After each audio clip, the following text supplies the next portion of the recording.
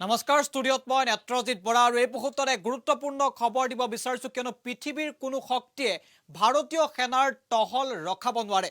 চীন ভাৰতৰ সীমা বিবাদক লৈ সৰব হৈ পৰিছে প্ৰতিৰক্ষা মন্ত্ৰী ৰাজনাথ সিং আৰু ৰাজ্যসভাত এক গুৰুত্বপূৰ্ণ মন্তব্য কৰিছে। পৃথিৱীৰ কোনো শক্তিয়ে ভাৰতীয় সেনাৰ টহল ৰখাব নোৱাৰে বুলি মন্তব্য কৰিছে। চীনে কোৱা কথা আৰু কামৰ মাজত বহু পাৰ্থক্য আছে বুলি মন্তব্য কৰিছে প্ৰতিৰক্ষা মন্ত্ৰীয়ে। এটা গুৰুত্বপূৰ্ণ খবৰ আমি এই মুহূৰ্তত জনাইছো। পৃথিৱীৰ কোনো শক্তিয়ে ভাৰতীয় সেনাৰ টহল ৰুধিব নোৱাৰে। চীন ভাৰতৰ সীমা বিবাদক লৈ ৰাজ্যসভাত সৰব প্ৰতিৰক্ষা মন্ত্ৰী ৰাজনাথ সিং। চীনে কোৱা আৰু কৰা কামৰ মাজত বহু পাৰ্থক্য আছে। সকলো ধৰণৰ পৰিস্থিতিৰে মোকাবিলা কৰিবলৈ সাজু হৈ আছে ভাৰত আৰু ভাৰতীয় সেনা, এই মন্তব্য কৰিছে প্ৰতিৰক্ষা মন্ত্ৰীয়ে। লাডাখৰ প্ৰায় ৩৮,০০০ বৰ্গ কিলোমিটাৰ ভূমি চীনে দখল কৰি আছে। এটা ডাঙৰ কথা কৈছে দেশৰ প্ৰতিৰক্ষা মন্ত্ৰীগৰাকীয়ে। চীনে অৰুণাচল প্ৰদেশৰো ৯০,০০০ বৰ্গ কিলোমিটাৰ অঞ্চল এতিয়াও নিজৰ বুলি দাবী কৰি আছে। বীৰ ভাৰতীয় সেনাৰ শক্তিক সকলোৱে প্ৰশংসা কৰাৰ প্ৰয়োজন। আৰু ৰাজ্যসভাত চীন ভাৰতৰ সীমা বিবাদক লৈ এই গুৰুত্বপূৰ্ণ মন্তব্য কৰিছে প্ৰতিৰক্ষা মন্ত্ৰী ৰাজনাথ সিঙে। ইয়াৰ পূৰ্বে প্ৰতিৰক্ষা মন্ত্ৰীগৰাকীয়ে লোকসভাত চীন ভাৰতৰ সীমা বিবাদক লৈ মন্তব্য কৰিছিল আৰু তাৰ পাছতে আজি ৰাজ্যসভাত সৰব হৈ পৰিছে প্ৰতিৰক্ষা মন্ত্ৰীগৰাকীয়ে। পৃথিৱীৰ কোনো শক্তিয়ে ভাৰতীয় সেনাৰ টহল ৰখাব নোৱাৰে বুলি মন্তব্য কৰিছে আৰু চীনে কোৱা আৰু কৰা কামৰ মাজত বহু পাৰ্থক্য আছে। বীৰ ভাৰতীয় সেনাক প্ৰশংসা কৰাৰ প্ৰয়োজন আছে বুলি মন্তব্য কৰিছে আৰু সকলো ধৰণৰ পৰিস্থিতিৰে মোকাবিলা কৰিবলৈ সাজু হৈ আছে ভাৰত আৰু ভাৰতীয় সেনা, এই মন্তব্য কৰিছে প্ৰতিৰক্ষা মন্ত্ৰীগৰাকীয়ে। চীনে ভাৰতৰ ভূমি দখল কৰি আছে আৰু লাডাখৰ প্ৰায় ৩৮,০০০ বৰ্গ কিলোমিটাৰ ভূমি চীনে দখল কৰি ৰাখিছে বুলি মন্তব্য কৰিছে প্ৰতিৰক্ষা মন্ত্ৰীগৰাকীয়ে। এই মুহূৰ্তত ৰাজ্যসভাত প্ৰতিৰক্ষা মন্ত্ৰীগৰাকীয়ে কি মন্তব্য কৰিছিল সেই মন্তব্য আমি আগবঢ়াইছোঁ। लद्दाख की सीमाओं पर विगत कुछ महीनों में घटित घटनाओं का ब्यौरा सदन के सम्मानित सदस्यों के सामने रखने के लिए आज मैं यहां उपस्थित हूं। हमारा यह महान देश भारत अनगणित देशवासियों के त्याग एवं तपस्या के फलस्वरूप आज की स्थिति तक पहुंचा है। अध्यक्ष महोदय, स्वतंत्र भारत में भारत की सेनाओं ने देश की सुरक्षा के लिए अपना सर्वोच्च न्यौछावर करने में कभी भी कोताही नहीं बरती है। और आप सबको ज्ञात है कि 15 जून 2020 को गलवान घाटी में कर्नल संतोष बाबू के साथ हमारे 19 और बहादुर जवानों ने भारत माता की सीमा की रक्षा करते हुए अपने प्राणों की आहुति दी। हमारे प्रधानमंत्री श्री नरेंद्र मोदी जी ने स्वयं लद्दाख जाकर वीर जवानों का हौसला बढ़ाया। मैंने भी बहादुर जवानों से मिलकर उनके शौर्य और अटूट साहस का स्वयं भी अनुभव किया है। अध्यक्ष महोदय, सबसे पहले मैं संक्षेप में चाइना के साथ हमारे बाउंड्री इश्यूज के बारे में बताना चाहता हूं। जैसा कि सदन इस बात से अवगत है कि भारत एवं चाइना का सीमा का प्रश्न अभी तक अनसुलझा है। भारत और चाइना की बाउंड्री का कस्टमरी और ट्रेडिशनल अलाइनमेंट चाइना नहीं मानता है। यह सीमा रेखा वेल एस्टेब्लिश्ड भौगोलिक सिद्धांतों पर आधारित है, जिसकी पुष्टि न केवल ट्रीटीज और एग्रीमेंट्स द्वारा बल्कि हिस्टोरिक यूसेज और प्रैक्टिसेस द्वारा भी सभापति महोदय हुई है। इससे दोनों देश सदियों से अवगत हैं, जबकि चाइना यह मानता है कि बाउंड्री अभी भी औपचारिक रूप से निर्धारित नहीं है। साथ ही चाइना यह भी मानता है कि हिस्टोरिकल जुरिस्डिक्शन के आधार पर जो ट्रेडिशनल कस्टमरी लाइन है उसके बारे में दोनों देशों की एक अलग अलग व्याख्या है। दोनों देश 1950 और 1960 के दशक में इस पर बातचीत कर रहे थे, परंतु पारस्परिक रूप से स्वीकार्य समाधान नहीं निकल पाया था। सभापति महोदय, जैसा कि यह सदन अवगत है कि चाइना लद्दाख में भारत की लगभग 38,000 स्क्वायर किलोमीटर भूमि का अनधिकृत या कब्जा किए हुए है। इसके अलावा 1963 में एक तथाकथित बाउंड्री एग्रीमेंट के तहत पाकिस्तान ने पाक ऑक्युपाइड कश्मीर की 5,880 स्क्वायर किलोमीटर भारतीय जमीन अवैध रूप से चाइना को सौंप दी है। चाइना अरुणाचल प्रदेश की सीमा से लगे हुए लगभग 90,000 स्क्वायर किलोमीटर भारतीय क्षेत्र को भी अपना ही बताता है।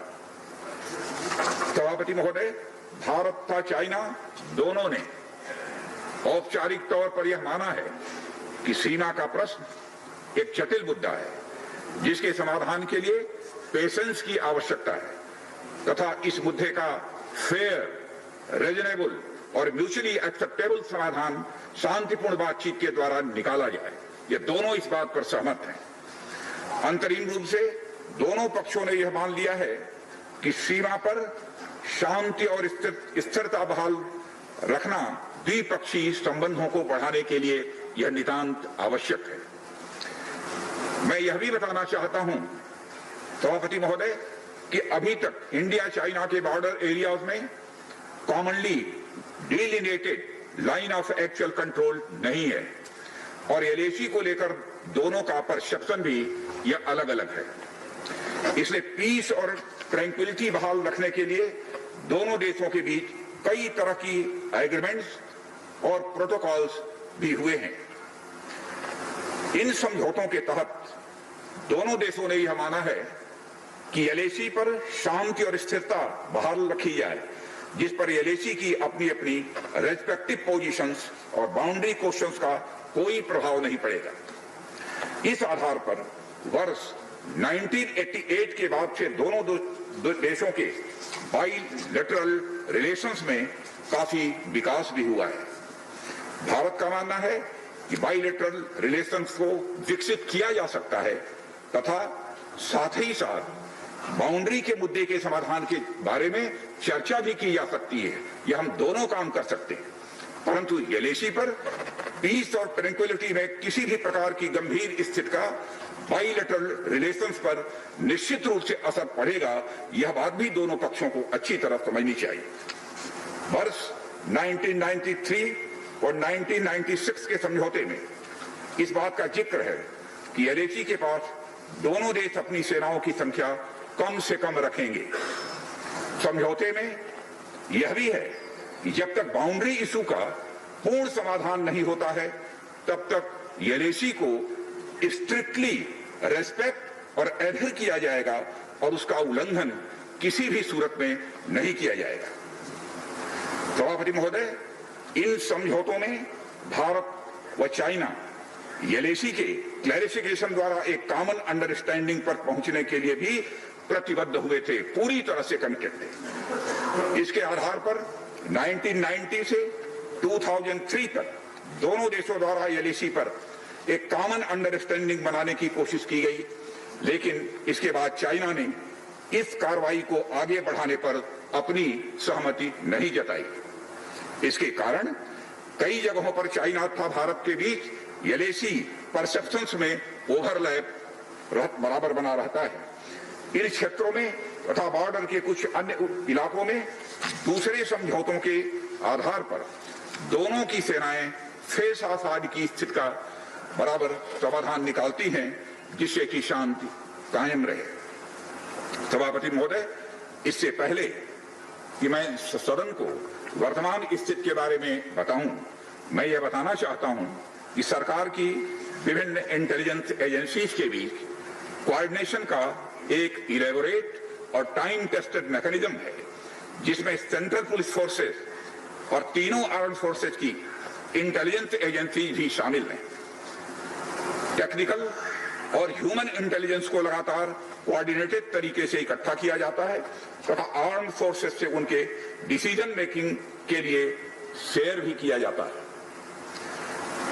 सभापति महोदय, मैं अब सदन को इस साल उत्पन्न परिस्थितियों के बारे में अवगत कराना चाहता हूं। अप्रैल माह से ईस्टर्न लद्दाख की सीमा पर चाइना ने सेनाओं की संख्या तथा उनके आर्मामेंट्स में वृद्धि की है, जिसे स्पष्ट रूप से देखा गया है। मई महीने के प्रारंभ में चाइना ने गलवान घाटी क्षेत्र में हमारी ट्रूप्स की नॉर्मल ट्रेडिशनल पेट्रोलिंग पैटर्न में व्यवधान डालना शुरू किया, जिसके कारण फेस ऑफ की स्थिति उत्पन्न हुई।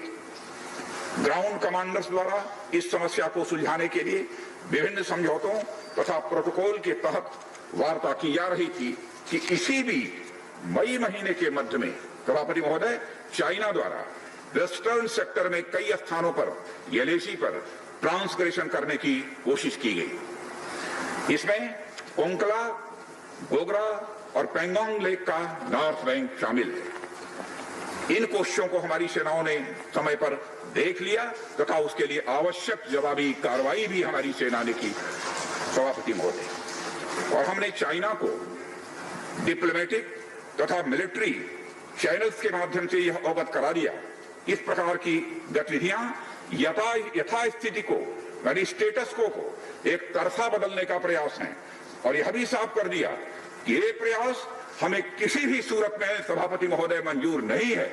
यह दो टूक शब्दों में यह चाइना को बता दिया गया है। एलएसी के ऊपर फ्रिक्शन बढ़ता हुआ देखकर दोनों तरफ के सैन्य कमांडरों ने 6 जून 2020 को मीटिंग की तथा इस बात पर सहमति बनी कि रेसिप्रोकल एक्शंस के आधार पर डिसएंगेजमेंट किया जाना चाहिए।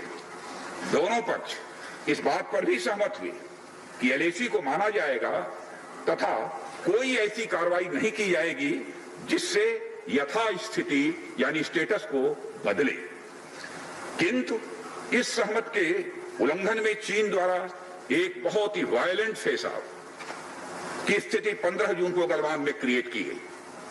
हमारे बहादुर सिपाहियों ने, बहादुर जवानों ने अपनी जान का बलिदान दिया, पर साथ ही चीनी पक्ष को भी भारी क्षति पहुंचाई है सभापति महोदय, और अपनी सीमा की सुरक्षा में कामयाब भी रहे। इस पूरी अवधि के दौरान हमारे बहादुर जवानों ने जहां संयम की जरूरत थी वहां संयम रखा, और जहां शौर्य की जरूरत थी वहां शौर्य का भी प्रदर्शन किया। मैं सदन से यह अनुरोध करता हूं कि हमारे सैनिकों की वीरता एवं बहादुरी की भूरी भूरी प्रशंसा की जानी चाहिए। हमारे बहादुर जवान अत्यंत मुश्किल परिस्थितियों में अपने अथक प्रयास से समस्त देशवासियों को सुरक्षित रखने के अपने दायित्व का निर्वहन कर रहे हैं। सभापति महोदय, एक ओर किसी को भी हमारी सीमा की सुरक्षा के प्रति हमारे दृढ़ निश्चय यानी डिटर्मिनेशन के बारे में संदेह नहीं होना चाहिए, वहीं भारत यह भी मानता है कि पड़ोसियों के साथ शांतिपूर्ण संबंधों के लिए आपसी सम्मान और संवेदनशीलता भी यह रखना आवश्यक है। क्योंकि इस मौजूदा स्थिति का बातचीत के जरिए समाधान चाहते हैं, हमने चाइनीज साइड के साथ डिप्लोमेटिक और मिलिट्री एंगेजमेंट बनाए रखा है। इन डिस्कशंस में 3 की प्रिंसिपल्स हमारी अप्रोच को सभापति महोदय तय करते हैं। पहला, दोनों पक्ष को एलएसी का सम्मान और कड़ाई से पालन करना चाहिए। फर्स्ट, सेकंड, किसी भी पक्ष को अपनी तरफ से यथास्थिति का यानी स्टेटस को का उल्लंघन करने का प्रयास नहीं करना चाहिए। थर्ड, दोनों पक्षों के बीच सभी समझौतों और अंडरस्टैंडिंग्स का पूर्णतया पालन करना चाहिए। चाइनीज साइड की यह पोजीशन है कि स्थिति को एक जिम्मेदार ढंग से हैंडल किया जाना चाहिए और द्विपक्षीय समझौतों एवं प्रोटोकॉल के अनुसार शांति एवं स्थिरता सुनिश्चित किया जाना चाहिए। लेकिन सभापति महोदय, इसके बावजूद चीन की गतिविधियों से यह पूरी तरह से स्पष्ट है, उसकी कथनी और उसकी करनी में अंतर है। और इसका प्रमाण है कि जब डिस्कशन चल ही रहे थे, चीन की तरफ से 29 और 30 अगस्त की रात को प्रोवोकेटिव माने उकसाने वाली, भड़काने वाली सैनिक कार्रवाई की गई, तो चीन की तरफ से की गई, भारत की तरफ से नहीं की गई। जो पेंगोंग लेक के साउथ बैंक एरिया में स्टेटस को बदलने का एक चीन के द्वारा प्रयास किया गया, लेकिन एक बार फिर हमारी आर्म फोर्सेस के द्वारा सभापति महोदय टाइमली व फर्म एक्शंस के कारण उनके प्रयास किसी भी सूरत में सफल नहीं हो पाए। सभापति महोदय, जैसा कि उपर्युक्त घटनाक्रम से स्पष्ट है, चीन की कार्रवाई से हमारे विभिन्न द्विपक्षीय समझौतों के प्रति उसका डिसरिगार्ड दिखता है। चीन द्वारा ट्रुप्स की भारी मात्रा में तैनाती किया जाना 1993 और 1996 के समझौतों का उल्लंघन है। एलएसी का सम्मान करना और उसका कड़ाई से पालन किया जाना सीमा क्षेत्रों में शांति और सद्भाव का यह आधार है और इसे 1993 और 1996 के समझौते में स्पष्ट रूप से स्वीकार भी किया गया है, जबकि हमारी आर्म्ड फोर्सेस इसका पूरी तरह से पालन करती हैं।